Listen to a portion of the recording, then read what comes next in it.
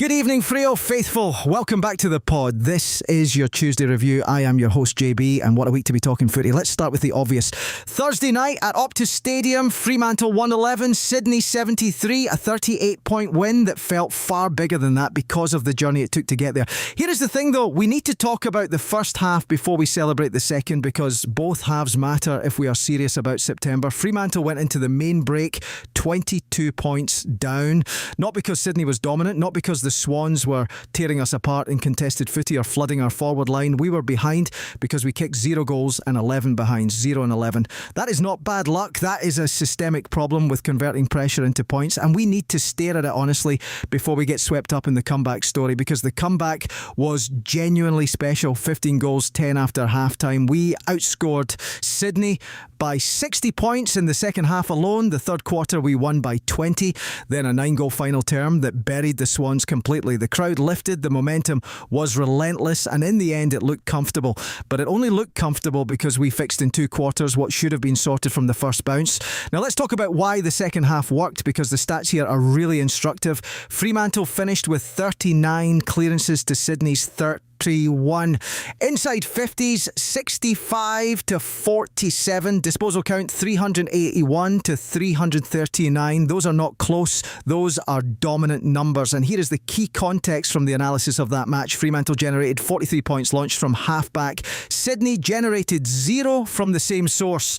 We were plus 28 in contested possessions, plus 18 in inside 50s, plus 10 in clearances. What that tells you is the structure was working even when the scoreboard was not.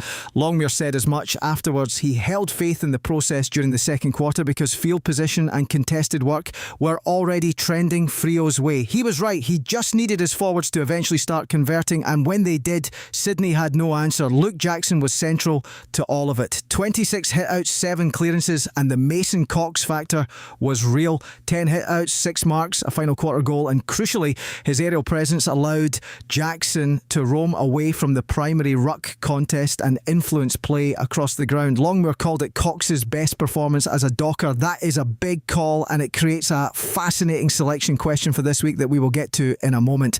Individual performances. Murphy Reid is the name I want you to remember. 28 disposals, 6 marks, 5 inside 50s, and a growing conversation around all Australian selection that frankly feels justified based on what he is producing week after week. Serong matched him with 28 touches, 7 clearances, 7 inside 50s, 6 tackles, another complete game. Brayshaw had 25 disposals and 9 inside 50s. 9. That is elite playmaking territory. Josh Treacy up forward was our best. 4 goals from 18 disposals and 8 scoring shots. He gave us the finishing we desperately needed, but even Treacy added 4 behinds to his tally, which brings us back to the conversion question. Fremantle converted 49.2% of inside 50s. Sydney managed only 38.3%, so we were better, clearly, but we required more than 4 inside 50s per goal. With 65 entries, we should be making sides pay more severely than that. The 0.1 in the first half is the headline version of a problem that did not fully disappear in the second half. It just stopped being fatal. The other thing to name is discipline. Luke Ryan's taunting free in the first quarter handed Sydney a goal. Jai Amos and Patrick Voss both conceded 3 or more free kicks.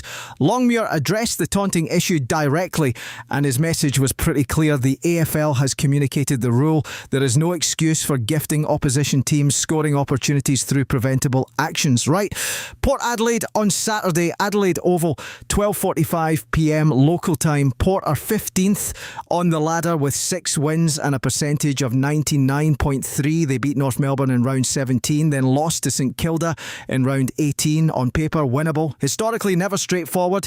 Port leads are head-to-head 25 wins to 20. At home, they have won 14 of 20 against us. We have won only 6 of 20 at Adelaide Oval, 30%. We did win the most recent game there, so it is possible. But the ground has not been kind to us, and we should not pretend otherwise. The biggest variable this week is Port's injury list. Connor Rosie is done for the season. Zach Butters has a high-grade syndesmosis. Mitch Georgiades is in concussion protocols. And Jason Horne-Francis has a 1-match suspension unless that gets overturned. That potentially removes their 2 best midfielders. Their suspension serves as a further blow, and their key forward setup takes a hit. Port's clearance capacity drops significantly without Butters and Horne-Francis. Given that Fremantle just smashed Sydney by 8 in clearances. That matchup looks very favourable for us, but Port showed character in that St Kilda loss. They were poor in the first half and came back hard. They will be playing for pride at home.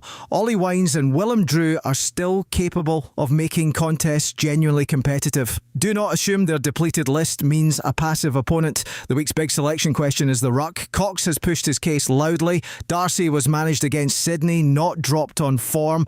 Longmuir will have to decide whether the Cox-Jackson combination that worked so well on Thursday stays together or whether Darcy returns and Cox makes way. No confirmed answer yet, but it is the most interesting conversation of the week. We also need Fremantle to bring that second half intensity from the opening bounce at Adelaide Oval. Starting slowly against Sydney nearly cost us. Starting slowly against a home crowd at Adelaide Oval, even against a depleted Port side, could be harder to recover from. The bigger picture is this. Fremantle sits first with 15 wins from 16 games, 60 premiership points, percentage of 149.5, 2 wins clear of second place Sydney. This is not a team building towards something anymore. This is a team expected to win. That standard comes with pressure, and it should. Carry Thursday night second half football into Saturday from the first bounce, fix the set shot mechanics, and Fremantle should win this game convincingly. But we are nothing for the first half comeback story. We need the full 4 quarters now. See you Wednesday for the selection show. Go Dockers!